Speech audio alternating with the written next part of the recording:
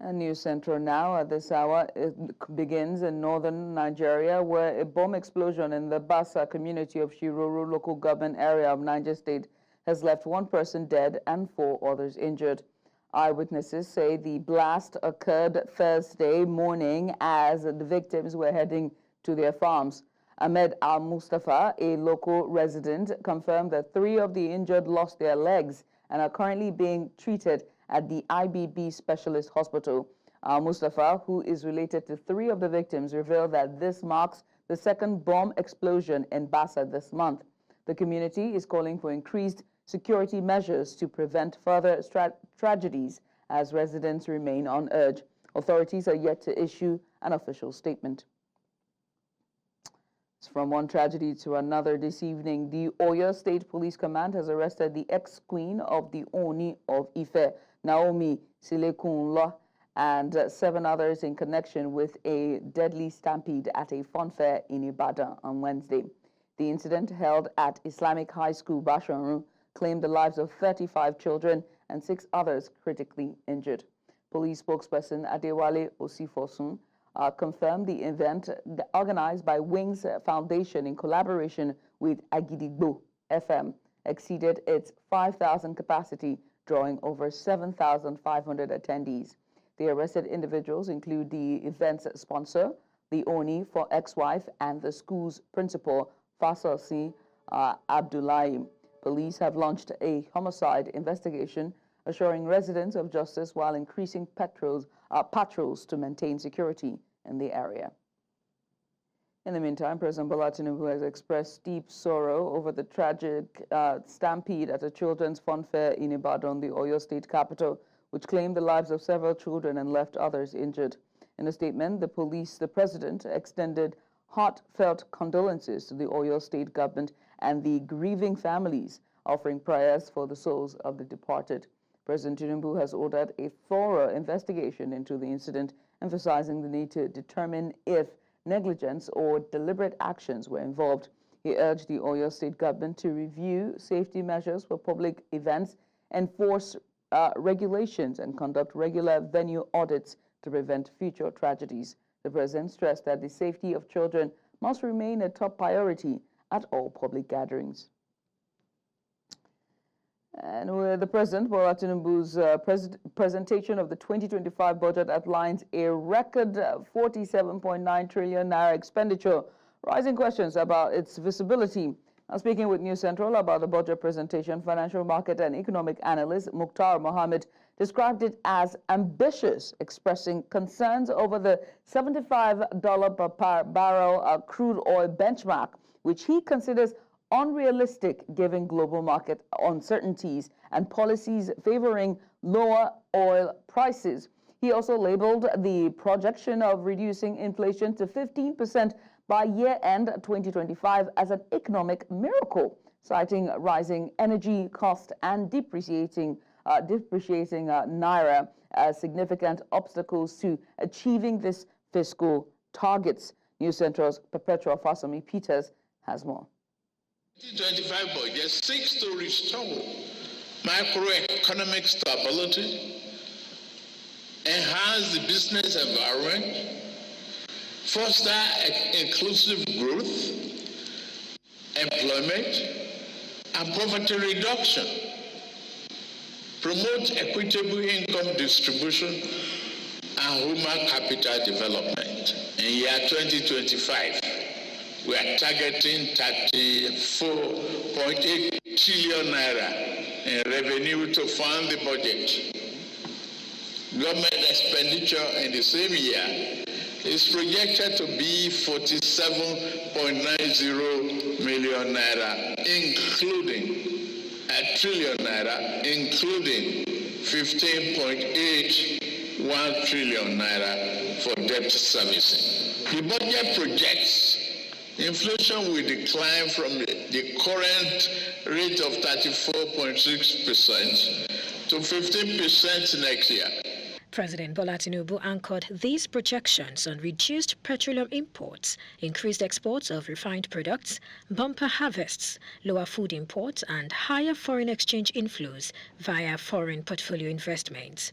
However, Financial analyst Mokhtar Mohammed deemed many of these assumptions unrealistic, citing challenges like volatile oil markets, rising energy costs, and a weakening naira. This budget is ambitious, and today again I'm repeating that statement. This budget is ambitious, especially when you look at that inflationary project. That means you are talking about almost 50 something% in terms of reduction in inflation. I mean that would be one of the economic miracle of the century. You look at oil price at $75 per barrel. And you ask yourself, with the advert of Donald Trump, after today that the president is presenting the budget, oil price moving around $78 to $76 per barrel.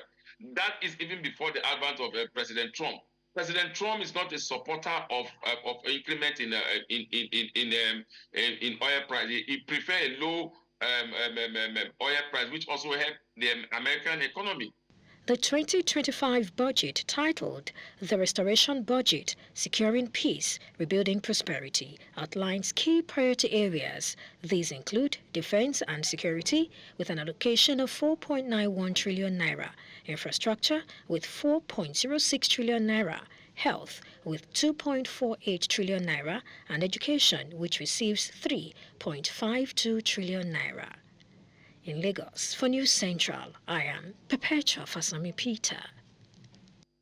We now head to the Parliament. The Nigerian Senate has passed the 2025 budget of 49.7 trillion naira for a second reading following deliberations during Thursday's plenary session. Senators praised President Bola Tinubu for his vision and commitment to national development as reflected in the proposed budget, which aims to restore peace and prosperity. The Senate President, Godswill Akpabio, referred to the budget to the Committee on Appropriations chaired by Senator Solomon Adiola for further scrutiny. President Tinubu presented the 2025 budget of restoration on Wednesday, projecting 34.82 trillion naira in revenue to fund an aggregate expenditure of 47.9 trillion naira, leaving a deficit of 13.0 trillion naira. The senator representing Lagos East Senatorial District, Senator Adetokunbo Abiru, has called on his constituency and all Nigerians to support the administration of President Bola Tinubu in its quest at restoring the nation on the path of sustainable growth and development. The federal lawmaker was speaking when he reached out to over 10,000 households across the 16 local government areas, LCDAs, with food packs for the end of the year and New Year celebrations. Now, speaking during the food packs distribution at the constituency office, Ikorodu, Senator Abiru said he was reaching out to his constituencies, particularly the less privileged, in the spirit of love, compassion, and generosity which characterized the season. Season of love and, of course, of sharing, and also extending a sense, a hand of support to one another. That's the season of Christmas, and of course, and for what it denotes, right? In that spirit as well, we must also, is an opportunity to also reach out to our constituents. Apart from the fact that it's a tradition, that is tradition of giving food support to our constituents, which we have been doing for the last 18 months. Since the elections, we do it almost on a quarterly basis. But I think that the Christmas period is also very significant because of the dictate and the teachings of the Christmas, which is a time for us to show a hand of love and fellowship to one another. So it's a very good thing. There's hunger in the land, and thank God for our distinguished Senator Abiru, for bringing this to the people. It's a grassroots thing. You can see many people turn up for this event. And if they are doing this to everybody, Nigeria will be okay. And I'm using this opportunity to beg others that anybody that have this opportunity to be helping people, make sure that they will be doing it so that everywhere will be well organized. A very impressive innovation from Adetokunbo Abiru. This time around Nigeria is hard. For someone to think in his mind that he wants to do something for the populace, it's not easy.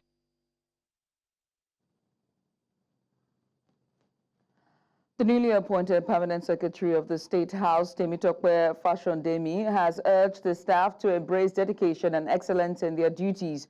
Speaking during his assumption of office on Wednesday, Fashondemi emphasized that working in the State House is a privilege that should inspire commitment to service. He encouraged staff to maintain a positive mindset, focus on adding value to their roles, and strive for a fulfilling career. Fashion Demi also assured staff of his commitment to maintaining the momentum established by his predecessor, Funsho Adebiyi, who has been posted to the Ministry of Works. In his farewell remarks, Adebiyi expressed gratitude for the support he received during his tenure, praising the State House staff for their exceptional knowledge and commitment, as well as loyalty. I'm happy with the comments I've heard from my brother about all of you. I hope you will extend the same thing. I often tell my directors when I get to a new ministry that, look, all of us around the table, we should always count ourselves lucky.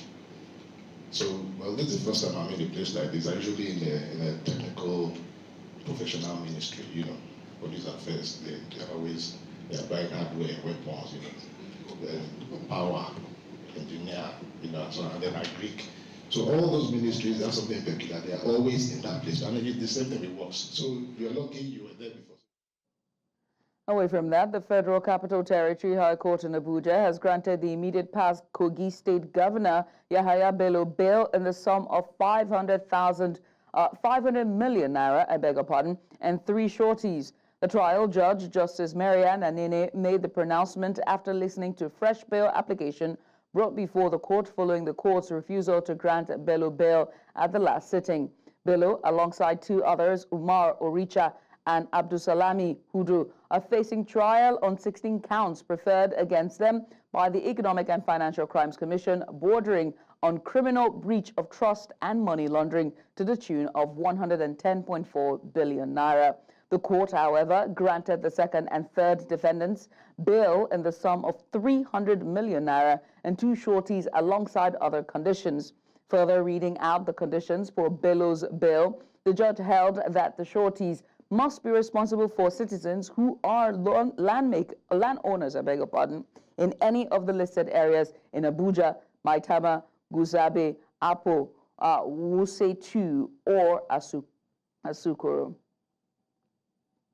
And now to discuss this, we're joined by lawyer and public affairs analyst, Justice Ojionu. Justice, good to have you virtually. Normally, I always see you in real life or in person. But let's get into it, shall we? I mean, how stringent would you say are the bail conditions imposed on the former governor? Are they likely to even meet these conditions? And what impact will they have on the ongoing, trial? Okay, for me, I saw that in the application of his lawyer to the court, the lawyer actually, the learned senior advocate J.B. Daudu, actually asked the court for the court to spread the locations probably of the bill, because maybe he had a premonition. Of course, having studied the courts and the way the court grants its bail conditions, usually some courts will insist that it has to be in Asokoro, some courts will insist that it has to be in Maitama. But I think that, of course, subject to the discretion of the court spread the locations for him. And for a charge of 110 billion, the court gave a bail condition of 500 million naira.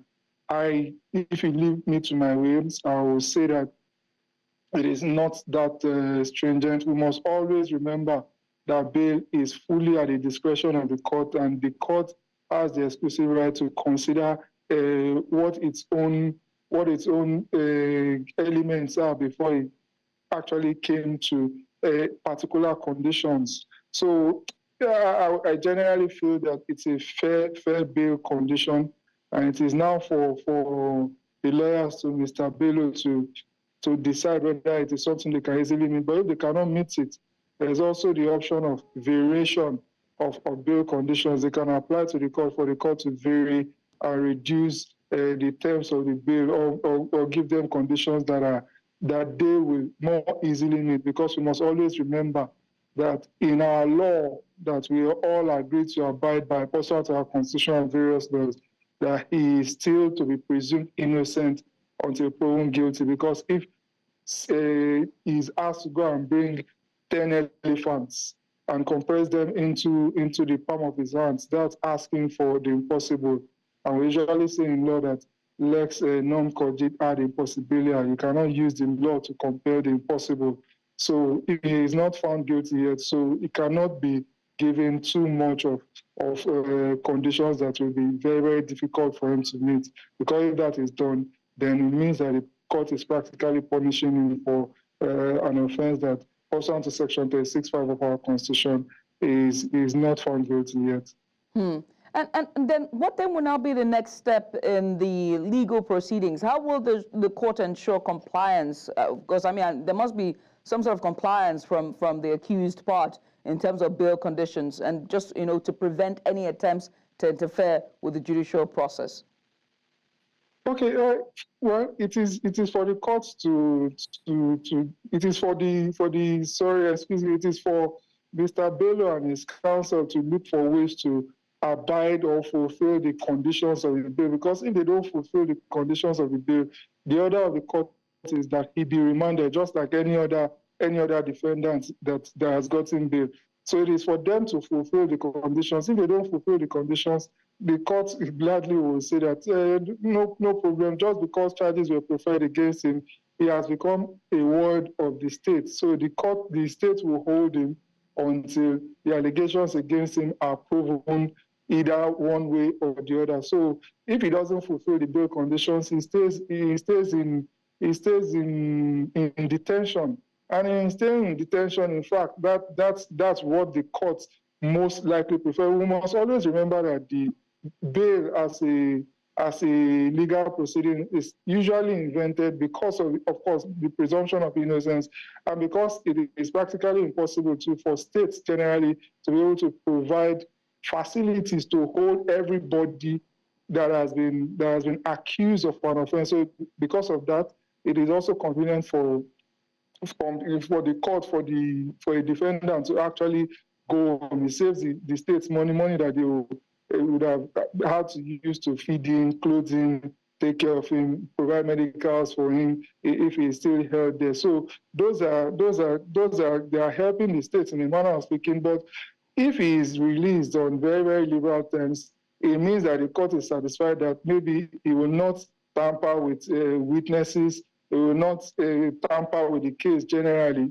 and the case will still be able to run its full course unbiased, and the course of justice will not be perverted pursuant to his release. Maybe those are some of the things that weighed on the mind of the court before the court granted him bail on these terms. And just how then, let's talk about the public perception of this, of the bill, right? How is the public likely to perceive the court's decision to grant bail to the former governor? Could it impact public trust in the judiciary and the fight against corruption? Okay, for me, I think that generally, just like I said earlier, is to be presumed innocent until proven guilty. We were alive to the possibilities and the potentials for innocent persons to be punished unjustly. That's why we put those provisions in our law. So no matter generally what the public feels about it, we must always point them back to the provisions of the law. Even though, having also said that, we know that Nigeria being charged the way it is politically, it is very, very possible that a lot of people will not be happy with the fact that to them, it may appear that he is getting a slap on the wrist, but whether he's getting a slap on the wrist or not, we must remember that he is not to be punished until he's actually found guilty. So that's what we should try to sell to the people, even though we see that there are other persons in the Nigerian political system, and unfortunately so, that they do much more insignificant things, or maybe because they do not have the kind of clout that Mr. Bello has, or maybe they can't hire the kind of lawyers that they could hire, and we see that they don't get off this easily. So if he is getting off this easily, it must be that the court, in its own wisdom, has weighed whatever it is it wanted to weigh, and decide to come to land on this side of liberality or otherwise, depending on which side we are all seeing it from. But generally, I must always advocate for the fact that no matter how how corrupt we perceive somebody to be in the court of public opinion, we must subject them to the proper procedure of the law. And proper procedure of the law is to the extent that they are presumed innocent until they are proven guilty. If you are subjected to the same process, if I'm subjected to the same process, the same outcome should be what I should be expecting to enjoy, because we are talking about procedure here, and due process of law should not just be what the Americans are always talking about. It should also be something that is obtainable in Nigeria. It should not just be obtainable in case of Mr. Bello alone, but it should be obtainable and predictable in the case of every Nigerian or non-Nigerian, I dare to say, that faces the law in Nigeria. Yeah, well, we wait to see how this whole case will pan out. But Justice, many thanks for taking out the time to discuss with us this evening. My Justice pleasure. Ojono is a legal practitioner, just giving us a bit of insight following the bail ruling for the former governor of Kogi State, Yahaya Bello. We're going to show a break because it's time for a break. But when we return, the Central Bank of Nigeria says Nigeria witnessed 61% rise in diaspora remittances over 10 months. We have the details after the break. Join us again. And thank you for staying tuned. Now to a business story. The Central Bank of Nigeria, CBN, says diaspora remittances through international money transfer operators reached $4.22 billion between January and October of 2024. The figure is 61% of $2.62 billion higher than the amount recorded during the same period in 2023. The governor of the Central Bank of Nigeria, Olayemi Kadoso, made the clarification, while addressing the Senate Committee on Banking, Insurance, and Other Financial Institutions during an interactive session. Cardoso said the year-on-year increase reflects a significant growth expected to continue. When judged on a month-on-month basis, the remittances increased from $336 million in October 2024 to $402 million in October of 2024.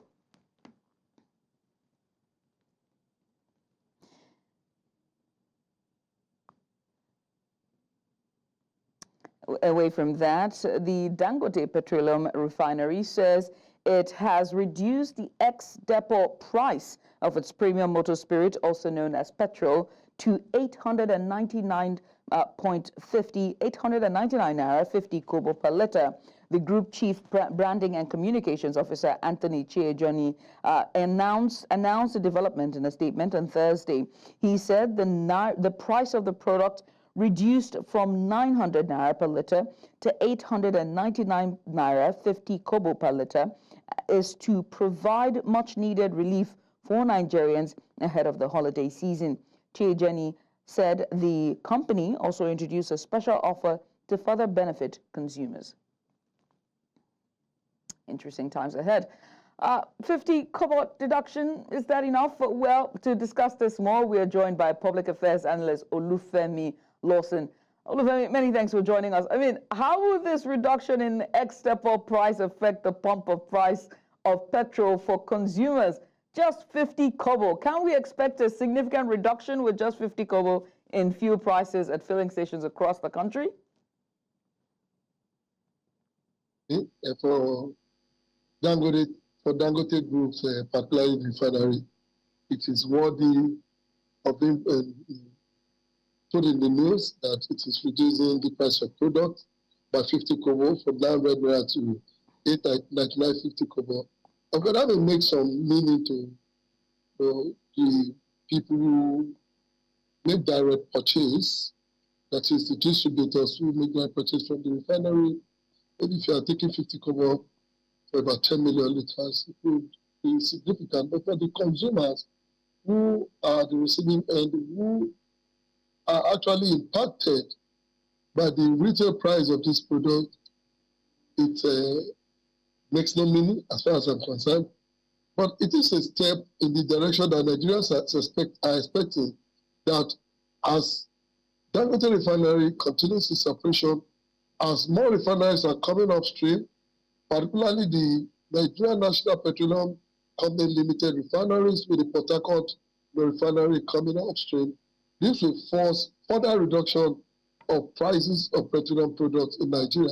And that is our anticipation as Nigeria, not a 50% reduction. And then how would this move by Dangote Refinery impact competition in the Nigerian petroleum market? Will other, oil marketers, follow suit and, want to reduce their price or want to patronize them, or, what would it look like for competition for this market? For me, I think what is responsible even for Dangote's decision to drop the price by 50 kobo is the success of the NNPC in ensuring the resumption of production by the Port Harcourt refineries. Remember, the first line is in operation. Now, the NNPCL has promised that the other phase of the Port Harcourt refinery will also come upstream, with assurances that other refineries belonging to the NNPCL are also coming on board. So this naturally is what I think is responsible for the reduction that we're experiencing by the decision of Dangote, because when it is a market that there's no competition, and that is why some of us were concerned when there was these unnecessary hostilities between Dangote Group and the NNPCL, because it looks so much like Dangote doesn't want a competitor so that it can determine the price. Well, I think it is in the interest of the market and the interest of Nigerians ultimately that there are more players in this sector, to the extent that there can be competition in prices, be it 50 kobo, 100, 10 kobo, 100 naira, or as the case may be. It is going to be to the ultimate advantage of Nigeria. So we must give kudos to the NNPC for ensuring that there is a resumption of production at its Port Harcourt facility for one of these steps that have made Dangote to reduce its price. And then let's talk about, the government's role basically in just ensuring that the benefits of, reduced ex-depot prices are passed on to consumers. Are there any regulatory measures that can be implemented to prevent price gouging? Well, in a liberalized sector like the petroleum sector, it may be difficult to have any statutory government, decree, declaration, or order that actually regulate price other than competition itself. You recall when telecommunications started in Nigeria, it was like a luxurious, item for the well-to-do in the society. You and I would hardly find it got to even purchase SIM cards. Airtime was something that you cannot even dream of at that point. But today, SIM card for mobile telecommunication are sold like sachet water across the streets of Nigeria, because when a particular telecom came on board, other telecommunications, including an indigenous company, came on board, and this competition became so intense that mobile phone were even being used as promo, as gift, as a sort of incentive for people. We are hoping that one day the petroleum sector will become such competitive to the extent that the refinery in Anambra, the one in Ondo, the one in Bayelsa, Port Harcourt offer competitive prices that will offer low prices to Nigerians, that Nigerians may have choice of buying not just from Dangote or NNPC, but from other players who are going to be involved in the sector. And that's the only way we can ensure a steady decline in price of this product and ensure that Nigerians are not unnecessarily exploited, like we have learned in the case of other products where individuals have been given monopoly in the past. All right. Well, I mean, Olufemi, I must say thank you so much for taking out the time to just have this conversation with us. Once again, many thanks. Olufemi Lawson is a public affairs analyst just talking to us about the price reduction from Dangote Refinery. We switch gears now. As a leading real estate company in Nigeria, P1 Perfection has taken a positive step in realizing its vision of offering a walkable solution to the country's housing storage by allotting homes to investors. This historic occasion marked the official handing over of homes to the first batch of proud homeowners in the Paradiso by Boulevard community, as it showcased the impeccable quality of homes while emphasizing its commitment to redefining real estate in Nigeria. News Central's Omolola Olade tells us more in this report. Take a look. Situated in the heart of Beechwood Estate in Lekki, Ajah area of Lagos, are state-of-the-art buildings by P1 Perfection, a real estate company in Nigeria committed to reducing the housing deficit in the country. The P1 Group displayed this at its first home allotment ceremony and inauguration of Paradiso by Boulevard Homes at Emerald Lakeview within Beechwood Estate. The management and staff of the organization are excited about the company's vision of making home ownership affordable and accessible to many Nigerians.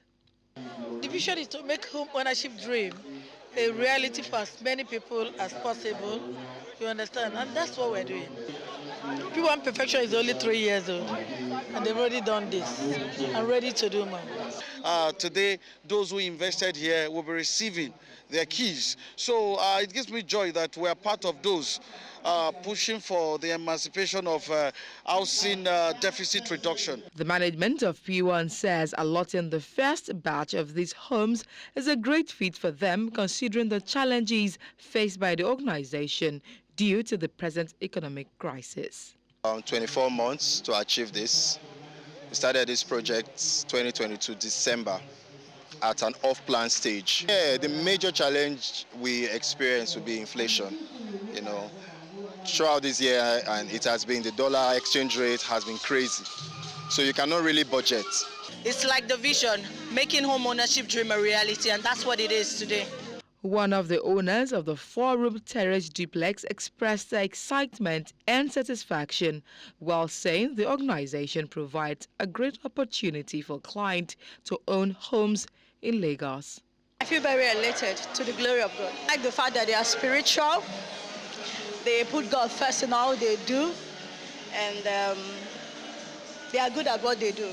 God willing, they will fly higher, they will go places. The allotment ceremony ended with stakeholders, new homeowners and real estate enthusiasts coming together to celebrate hard work and excellence. In Lagos for News Central, I am Omolola Ololade.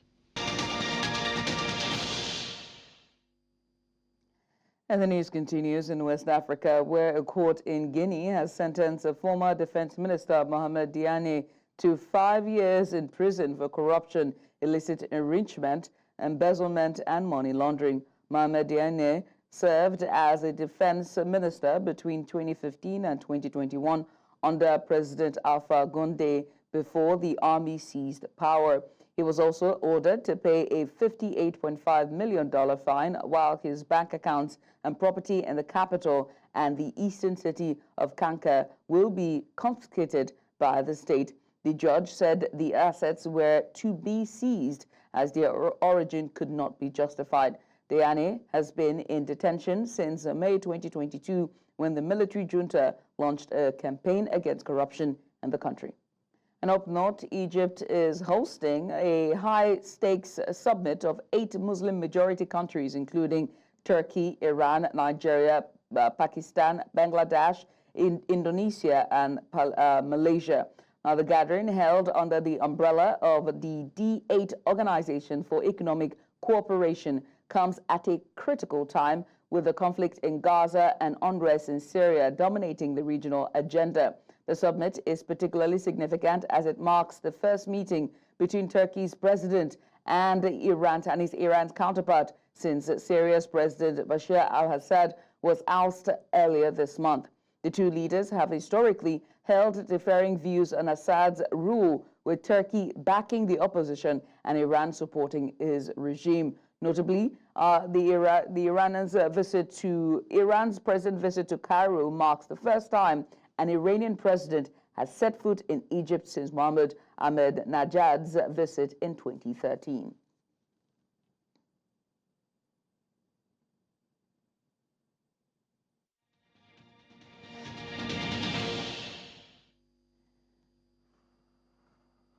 And Venezuelan President Nicolas Maduro says opposition leader Leopo Lopez was running the feared Tre de Aragua gang from Spain, where he is in exile. The ruling Chavistas had already linked this criminal organization to the opposition after the protests against Maduro's re-election on the 28th of July, which some people described as questionable. Before then, the authorities claimed that the gang had been dismantled and that its arrival in other countries was a media fiction. He alleged that his opponents intended to use the Aragua train for post-election violence. Porque el único plan que tiene la extrema derecha venezolana es la violencia, el fascismo. Pero ya saben, estamos preparados para que en Venezuela siga reinando la paz, la unión, la armonía, el avance, el progreso, la recuperación. Ellos tienen desde hace mucho tiempo alianzas con el Tren del Llano, con el llamado Tren de Aragua.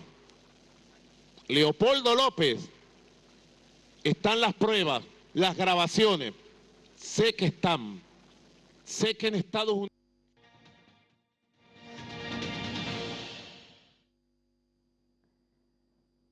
Ethiopia's parliament approved a significant piece of legislation on Tuesday that allows foreign banks to operate in the country, representing a crucial advancement in the economic reforms initiated by Prime Minister Abiy Ahmed since 2018. The new law enables foreign banks to set up subsidiaries, open branches, and acquire up to a 40% stake in local banks. This initiative is designed to attract foreign investment to Ethiopia, which is one of Africa's largest economies, boasting a population of over 120 million people. Professor X.N. Iriki, an economist at the University of Nairobi in Kenya, shared his perspectives on this development. Take a look. They have been very particular about protecting their markets. So it's not just banks, but a lot of other foreign investors have been finding it very hard to get into Ethiopian markets. So that protectionism seems to be getting weeded down, so that Ethiopia is now becoming more open to foreign investors. For a country to develop, you need foreign investors, you need foreign money, you need foreign capital. If you look at the growth of a country like China, to a large extent, China grew because of a lot of foreign investment. So Ethiopia is doing the same. I remember that one of the Kenyan leading telecommunication companies, Safaricom, is already there. So by bringing foreign investment, by bringing foreign capital, you make the country grow faster and raise the standard of living of the citizens. So that's very good news, capping the ownership by foreign investors to 40%. I think that's one way the Ethiopian government is trying to make sure that the local banks, the local financial institutions are protected from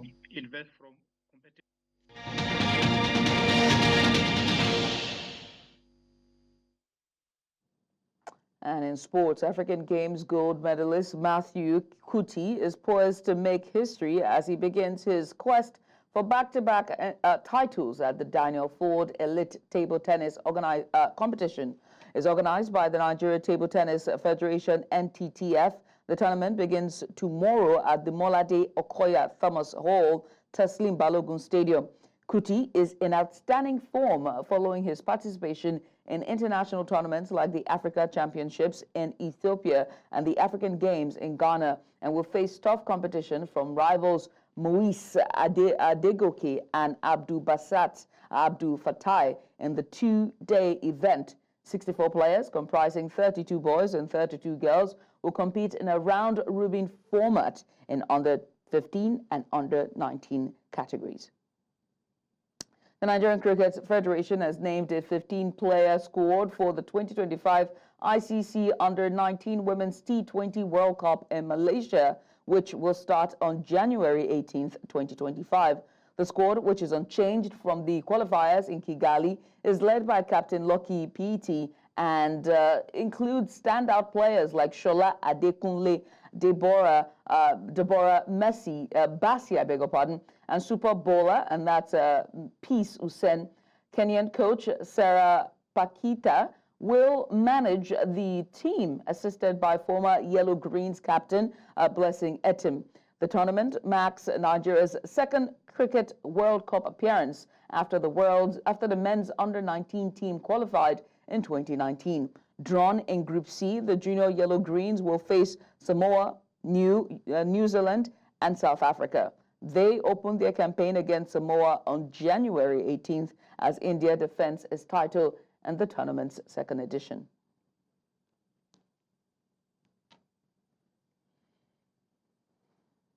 And that's all we can take at this time. But before we go, let's give you a rundown of the major stories. 1 killed, 4 injured as explosion hits Bassa community in Niger State. Police has arrested Ooni's ex-wife, others as death toll hits 35 in Oyo Stampede. And we also told you that Egypt will host landmark summit amid regional turmoil. Now remember that you can watch News Central live on DSTV channel 422. We're on Star Times channel 274. Find us on Avo TV, or better yet, stream us live on YouTube.